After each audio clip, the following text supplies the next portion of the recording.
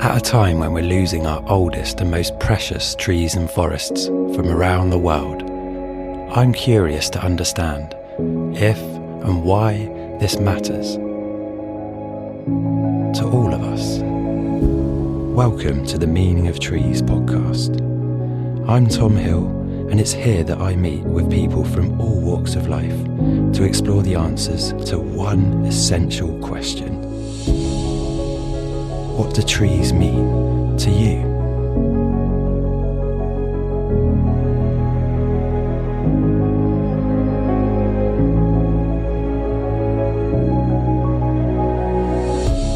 Martin Hügi is Senior Conservation Advisor for the UK's largest woodland conservation charity, the Woodland Trust. Last year, he took on a new title, the Ancient Tree Pilgrim, setting out on a 2,000-mile trek to visit 2,000 of the oldest and most spectacular trees the British Isles has to offer. I wanted to hear Martin's reflections on this epic adventure, hear about the wonders and challenges he encountered in his 4 months walking alone, and learn about his sacred meetings with trees several centuries old to find out if and how the experience has changed him. Martin, welcome to the Meaning of Trees podcast. Yeah, thanks, Tom. Thank you for having me. Thank you for inviting me. I'm going to come straight out of the blocks with our first question. So, what do trees mean to you? That's a good question. Trees are, for me, my connection to nature. They are a way of creating space in my life for quietening the mind and giving myself that space, actually. So yeah, they're really important. That sounds essential to your daily life, and I'd like to know how far back that significance goes. Yeah, trees have always been in my life, and woodlands. I grew up in a country estate in Hertfordshire. My family looked after the estate owners, and we lived on the estate. So I grew up around trees, and I was very fortunate to have that as the place where I could go out and play and experience. Is there a particular tree that comes to mind when you think of those early experiences? There were areas of wood pasture. I actually lived on the dairy farm part of the estate, so there were big oak trees, big old oak trees, and I actually ended up sawmilling one up 30 years later. So it fell over. So yeah. And your affinity with big old trees and particularly oaks has continued into adult life as well, hasn't it? Yeah. So I went on a 4-month pilgrimage in last summer. It was a rerun, if you like, of an experience that I had when I was 21. I tried to walk from John O Groats to Land's End, and unfortunately I broke my leg after 300 miles. After 3 weeks, I slipped coming down Conic Hill and broke my leg, and that was the end of that, really. It's always been unfinished business. I thought I would repeat it at some point. It was really one of the best things I'd ever done, walking through the landscape and seeing the landscape that was coming and the landscape that was behind. I really, really enjoyed that immersion, and that long distance walking was just fantastic. So yeah, I got to 50 and I thought, well, now's the time to have another go. I spent 12 months planning a route using the Ancient Tree Inventory, because I work now with ancient trees, an ancient woodland, and I don't really remember a time when it wasn't going to be via ancient trees. It was just one of those, I must have thought about it at one point that this is what I'm going to do. And yeah, as I say, I spent 12 months planning a route, looking at where some of the biggest and oldest trees were, and looking at where the footpaths were, where there would be other trees on the route that I could take in. And yeah, it took 4 months off of work. Called it a pilgrimage. How long did the planning phase take? I suppose the actual planning did take 18 months. I was thinking about going a year earlier, and then it became quite clear that I needed to do more research and spend more time getting fitter as well, and also building up and deciding on the kit that I'd need. So I was carrying everything while camping, so some of it. So I really needed to go as lightweight as possible. I didn't want to have too much. I wanted to get out there, right, really, and sort of immerse myself in the journey. So it came to that big day when you were ready to set off on your incredible journey. Did it all go to plan? It didn't really, no.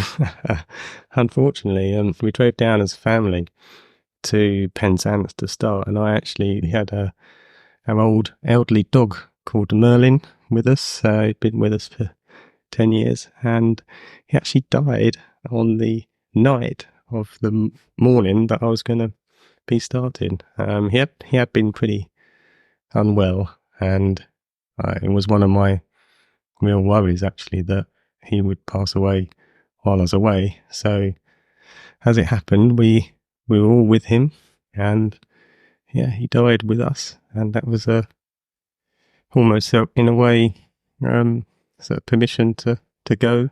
I think, but it all hit us pretty hard, actually. So we drove back home that night. And it took about 2 weeks for me to sort of get back into gear with it and want to set off again. So yeah, no, it didn't go to plan. But in a way, with hindsight, it was perfect. And how many trees did you seek to visit on your walk? Well, I set out with just over 2,000 ancient trees that I had actually planned my route, and there's over 2,000 miles. So a conventional route to John O Groats is probably 850 to 1,000 miles. So I doubled that, essentially. I actually visited about 1,000 in the end, but I mean, we might come on to this, I suppose, but I mean, I got to Shrewsbury after 1,032 miles, which is not very far up the country, actually. So there's still quite a way to go in other years. You definitely took the scenic route there. Yeah, definitely. Yeah, there was lots of winding, lots of winding routes. But see, I thought when I planned my route, I thought maybe I would cut some corners off. But there were times when I thought, well, I will cut the corner off, as it were. But then as I sort of came to it, I just found myself following my route. And it was quite a strange experience, really, actually getting into that sort of flow state of things. And it just it became not about getting to the John O Groats. It wasn't about the distance. It wasn't about trying to get somewhere. It really was about going to see these trees. Because if I planned a route, I had planned my route to go to some of these trees, and now was the time, when I was there. So I really pretty much stuck to the route that I planned. There were bits and bobs where I went other ways, but yeah, it was good to have a route to actually follow. So you laid out a master plan, but actually when it came to it, it was about the experience and immersing yourself into that and really kind of being led by your environment. And I guess on a different time frame, you probably worked like most of us for full time for a long time, and that's a very set rhythm, isn't it, to your days, and things must have really changed with a different objective in mind every day. And I'm interested to know your reflections on that change of pace. Yeah, well, that it came about gradually, actually. I had planned on doing about 18 miles a day, which is quite a pace on average. And over time, it really sort of, I slowed down. I thought I'd speed up as I got stronger and fitter as I went on. I thought I would actually speed up, but I slowed down. And that was as much mentally slowing down as physically slowing down.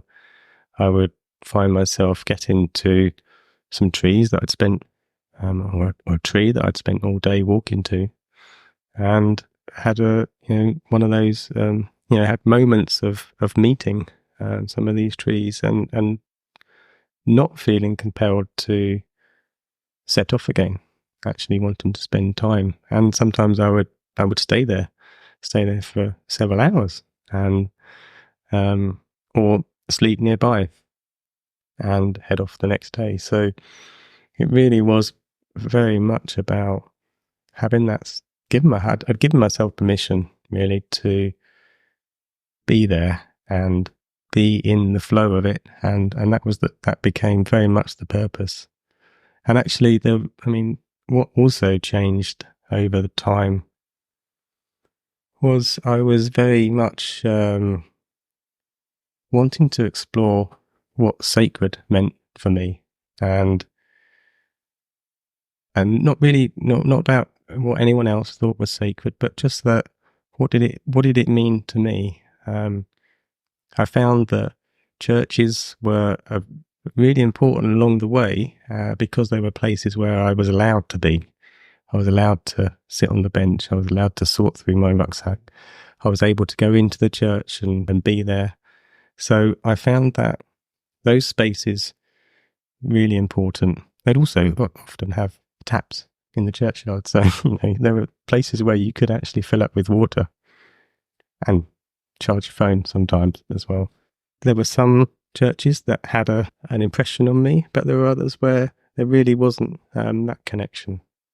So I found over time that there were some trees where I really had a strong connection with, and I could see and feel why they were often in churchyards, but other times they were near springs, and sometimes the springs were in the churchyards as well. So I could see how these trees were important places for people going back hundreds of years, sacred spaces. Yeah, many of those would have predated the churches as well, wouldn't they? Certainly, some of the yew trees in Powys in Wales are just, very venerable. Have certainly been, well, in my experience, they look like they've been there for thousands of years. Yeah, for sure.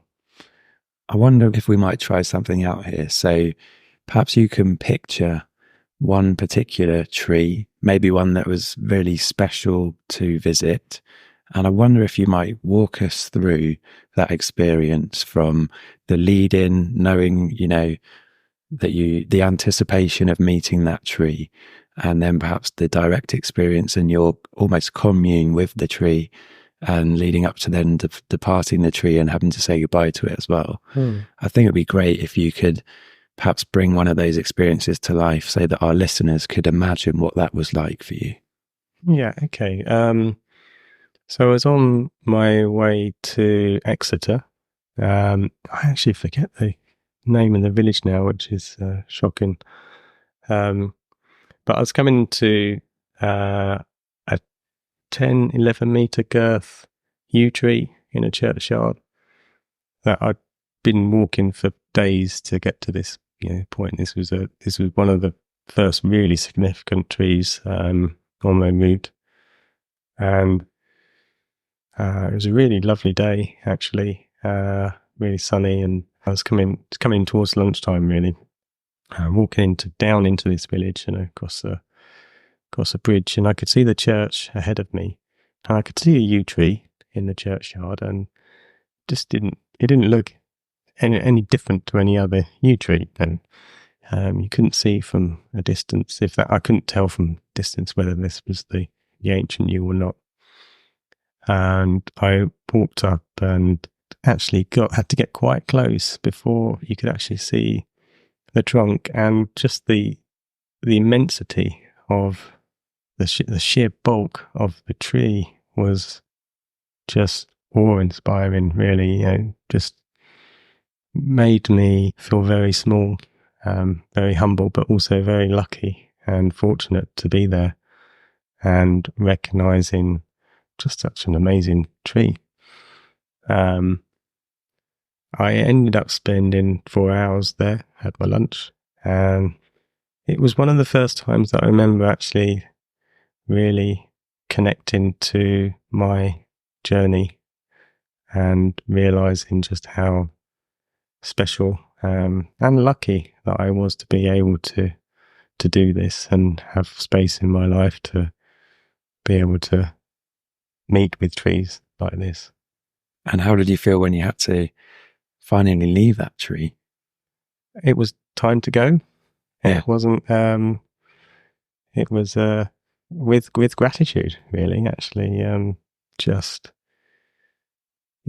and the memory of it, I suppose, still lives on. So still comes with me in a way. How did you know it was time to go? I don't know.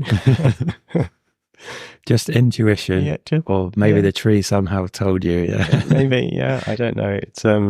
It was. I'd spent, as I say, I'd probably spent about 4 hours there, and it was time to go and look for somewhere. So when I was on my journey, I would have in mind where I was heading for that day, where I might possibly sleep, or there might be a campsite along the way. So I did have some sense of the end point, I suppose, for that day. So there was time to go. Feel free to say, Tom, you're mad. And I don't think I've told anybody else this actually, but sometimes when I'm in the presence of those types of trees and that sense of reverence really is strong in me, I actually have an imaginary conversation sometimes in my head with the tree. Do you have anything similar to that? I do, actually, yes. And I don't think you're mad. I think that's one of the special things about ancient trees for me, is that they represent something bigger than me. And whatever that means to people, people have different ways of connecting to the mystery of life, the things that are bigger than us. And I find ancient trees and woodlands make it easy to have that space to be able to potentially ask questions or have conversations. Now, whether that's the tree responding or whether it's just an aspect of yourself, of myself, that is responding, it doesn't really matter, because I think it's having that open dialogue with something that is bigger than you is a really useful thing, actually, and can actually, for me, found that you can find some really have some good conversations. I completely sympathise with what you just described there, and I'm actually glad that it's not just me. And also, that point about maybe it isn't the tree answering, but actually that's not important. It's actually the fact that you're surrendering yourself to something bigger, and certainly those ancient trees for me symbolise that thing. Yeah, and something that I developed over time was just sort of exploring that relationship, I suppose, and some reciprocity in feelings. So some trees, for example, really do lend themselves to that feeling of awe. Just because they're so big, they're so old, they make me feel something that I don't often feel in life. But there's also other feelings that came up when I was away and walking. Feelings of gratitude and feelings of support for those trees, feelings of thankfulness, thanking those trees for what they do. And then I also sort of explored in that sort of quiet liminal space that I was able to find during that flow state of walking every day and being out in nature, exploring what it felt like to be on the other side of that. So just playing around with this reciprocity idea, really. What does it feel like to have someone feel gratitude for you? Or what does it feel like to be thanked? Because these are sort of the emotions that are sometimes also difficult to experience, because sometimes I don't feel like I should be thanked, or I don't take compliments that well sometimes, because for whatever reason. So I just think that was something that I explored and just came up naturally as I was walking. Yeah, so actually this journey served as, in part, an opportunity for meditation, and it sounds like you kind of went into communication, which is just so fundamental to all of our lives. And I think we can sometimes see that as a human only thing, right? But whether it's with your dog Merlin or indeed a tree that you're meeting, it's a living being. And actually, I find that really interesting. And certainly in 2024, when communication is all about the likes, on social media, and is that really a true form of gratitude? I'm not giving an answer to that, actually, but I think that, it's great that someone's taken time to wonder about those things. Yeah, and it's not something I often talk about, to be honest. So, yeah, interesting that I'm doing it in this medium, I suppose. On the flip side, I'm wondering, were there any trees you met which gave you a bad vibe, actually, or any surprises? No, I don't think there were any that I got a bad vibe from, actually, but there were definitely trees and situations that they were growing in where it was like, just don't approach, don't come, because it's quite sensitive.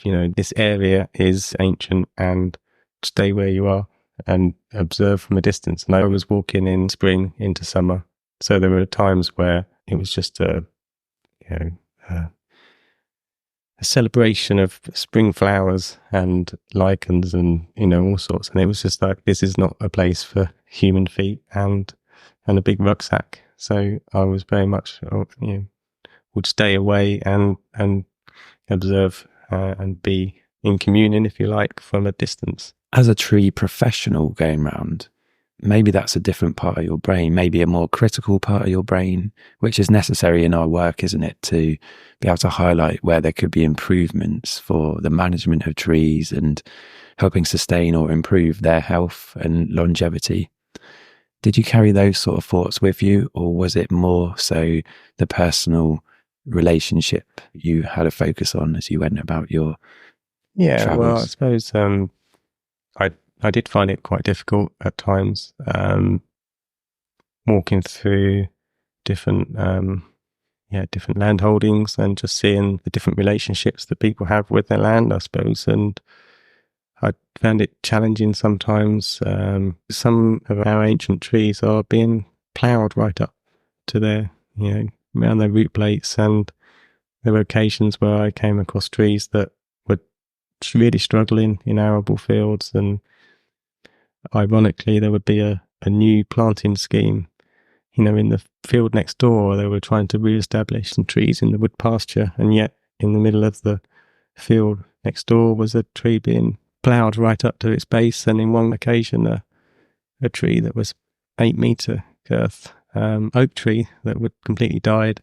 And whether that was to do with the ploughing or whether it's just natural causes, but certainly the ploughing wouldn't have helped. And it's just ironic, really, that we're planting trees and quite rightly where it's necessary and where it's needed, and yet there's trees that are not being looked after, that are hundreds of years old, that are habitats in their own right. And I found that challenging as a professional, I suppose, as well, as a tree lover. What tree species did you encounter of the ancient trees? The ancient trees, yeah. Well, there was a lot of oaks, a lot of yew trees, being very long-lived, but I came across ancient birches and ancient willows, lime trees often as well, all sorts. And I actually added I've taken details for 478, I think, something like that, trees that weren't on the ancient tree inventory that I would add some on at the time if I had connection on my phone. And I've taken details of others that I'm slowly adding on as we go on. In particular, so the really nice ash tree on the River Usk in a wood pasture area. So none of the trees there were on the ancient tree inventory. Right with the footpath going right next to it, and it's just a really beautiful big ash tree. But most of it had gone, apart from just one sort of slither of a huge trunk, and it was carrying on, quite happily. So. How did the journey end? I had to go back to work, I suppose. I got to Shrewsbury, And actually, my wife had booked somewhere to stay, and my sister from Switzerland had come over with her newborn. So it's the first time I met my niece. And yeah, we spent a week together, which was nice. How were you feeling at that point? Were you kind of tired, or my head goes to that Forrest Gump run that he did. I'm sure that your journey was far more glamorous, right? Well, it was mixed emotions. I did actually really hurt my feet.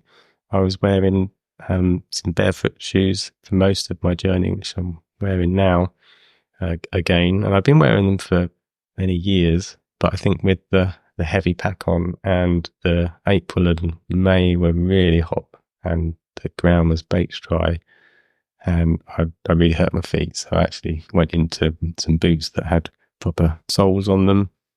So there was that aspect. I was quite sore, so I was kind of ready to have a break at that point. But also I was going to miss what I was doing, because it become I'd got really into the rhythm of waking up and getting my kit sorted out, getting onto the trail and heading off to the next trees, and I miss that. I still miss that, actually. It gave you the bug, yeah, to go back to that at some point then. Yeah. What were the most challenging bits of your pilgrimage? Finding food was actually quite challenging, especially in Wales, because I went quite deep into Wales, into the Black Mountains and into Brecon, which is not where you'd go if you were heading towards John O Groats. Normally, you'd probably skirt a Boffer's Dyke, probably. But I was already carrying, I think my 24 kilograms was my base weight of my rucksack with no water or food.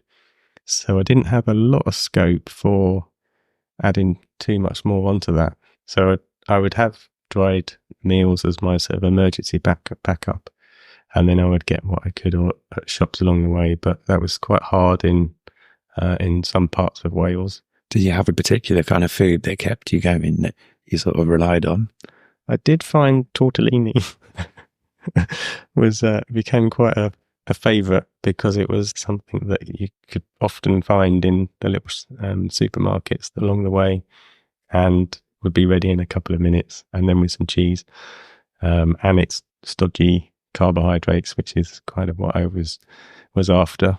But I did often have a bag of salad, and cherry tomatoes seemed to be something that was always in my pack. What did you learn most about trees in this pilgrimage? Bearing in mind you knew a bit already, I right? know quite a lot about trees, and I know a lot about woodlands. I suppose I'm just continually astounded at how resilient trees are.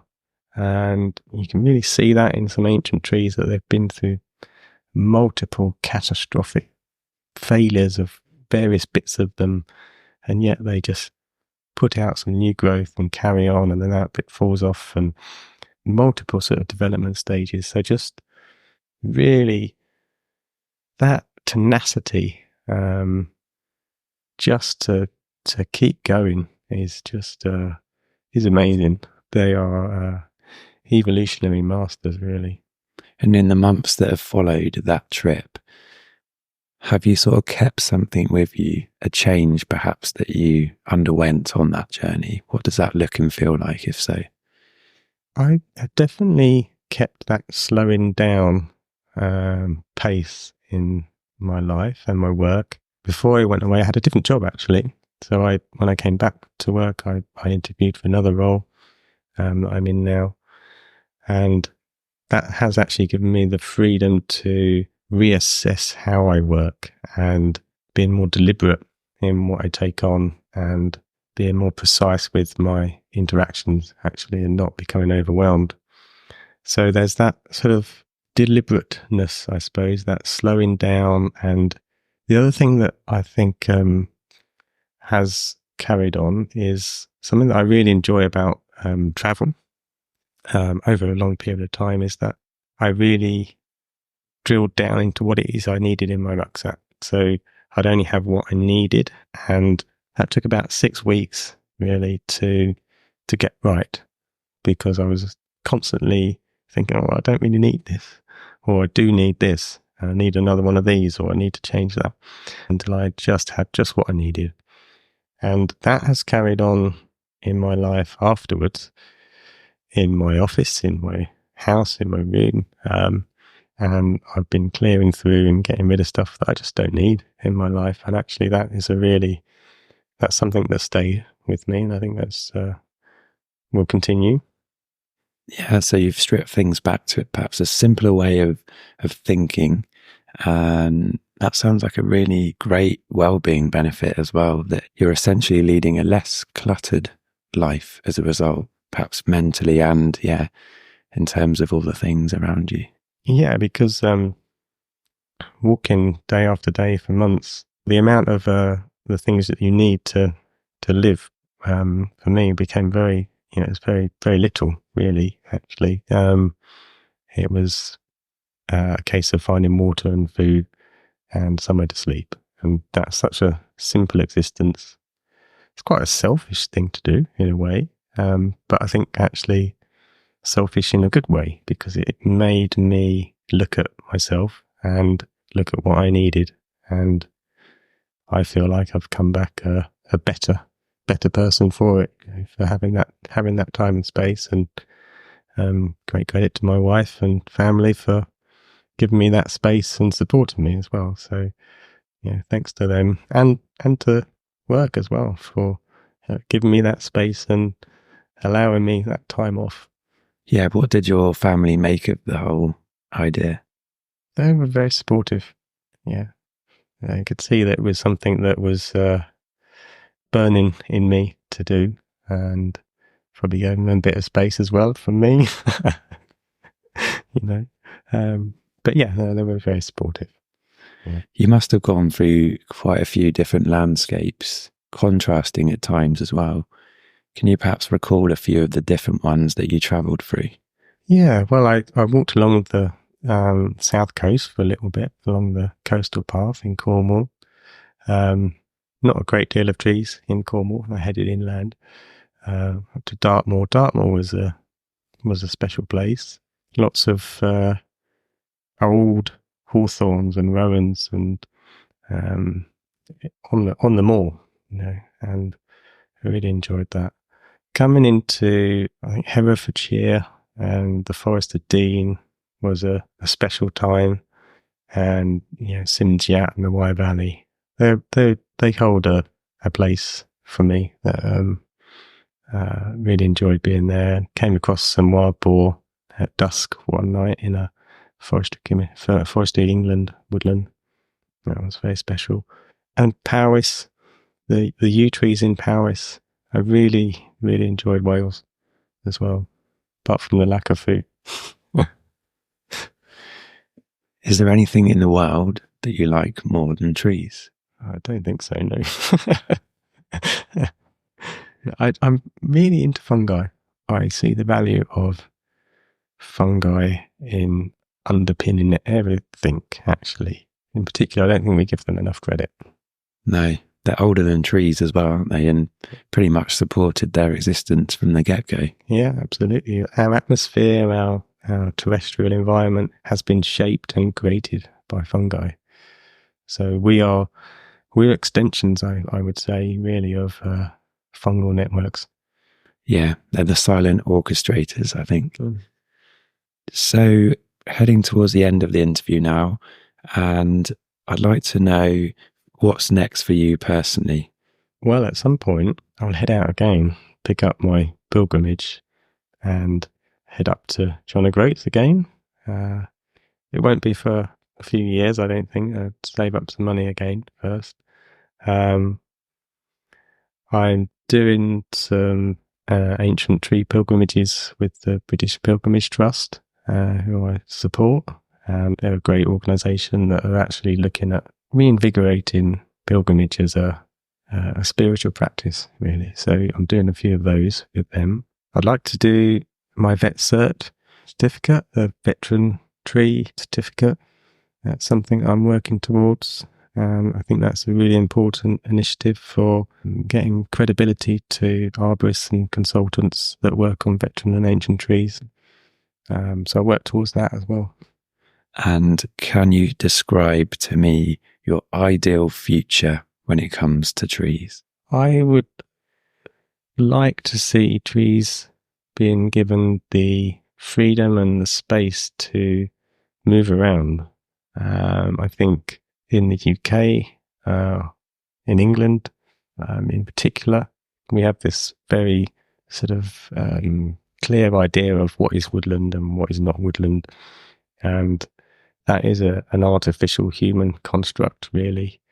And I'd like to see a bit more flow of trees within the landscape so they're allowed to move around and given the respect to be where they are as well. So the trees that do exist having greater protection and love for them as well. They do so much. Thanks so much for everything you've shared in our chat today. It's been a great one. I've really enjoyed it. I'm going to hand over to you now to give our listeners one final message. Oh, okay. Well, I suppose I can only talk about my own experiences, but my sort of takeaway from my pilgrimage is that I don't need to go away to connect with nature. I can do that at any time by making that time for myself to actually go out and consciously go out to connect with nature. And that's something that I've carried on, and it's something that I think everyone can do. And I think it's really important for me to continue to plug in, if you like, to nature and find those sacred spaces around me where it makes it easier to plug into nature. And yeah, I suppose I'd encourage everyone to consciously find the sacred in their environment, close to where they are, or if they're going away, find some space and some time to plug in and find some nature where it's easy to do.